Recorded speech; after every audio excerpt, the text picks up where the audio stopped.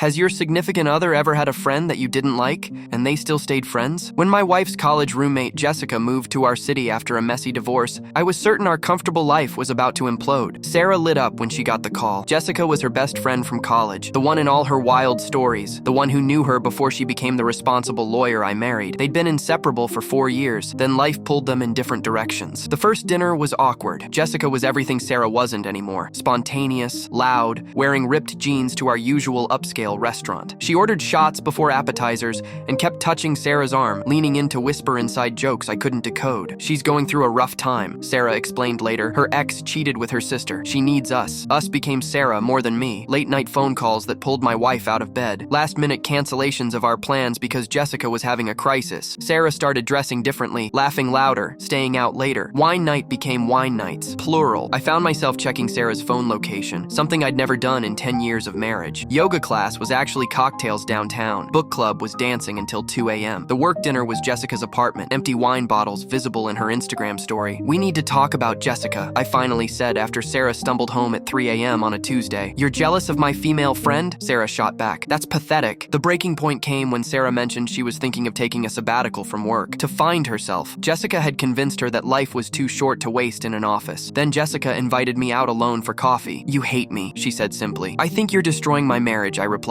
She laughed, but not meanly. You know what Sarah told me the first night I got here? That she loves you, but feels like she's disappearing. That she's been the perfect wife, the successful lawyer, the one who always says yes to your mother's dinner parties. She forgot who she was before all that. That night, I watched Sarah getting ready for another night out. Instead of complaining, I asked, can I come? Her surprise was worth the loud music and overpriced drinks. We danced badly. We laughed at Jessica's terrible dating stories. I saw my wife through her best friend's eyes, not just as my partner, but as Sarah, complete person, with a past and dreams I'd stopped asking about. Over the next weeks, I joined them more often, learned their history, understood their bond, and something shifted. Sarah started including me in the stories. Jessica began asking my opinion. The three of us found a rhythm. One night, Jessica pulled me aside at a bar. She's lucky, you know. Most husbands would have made her choose. Sometimes we all need reminding who we are, she added.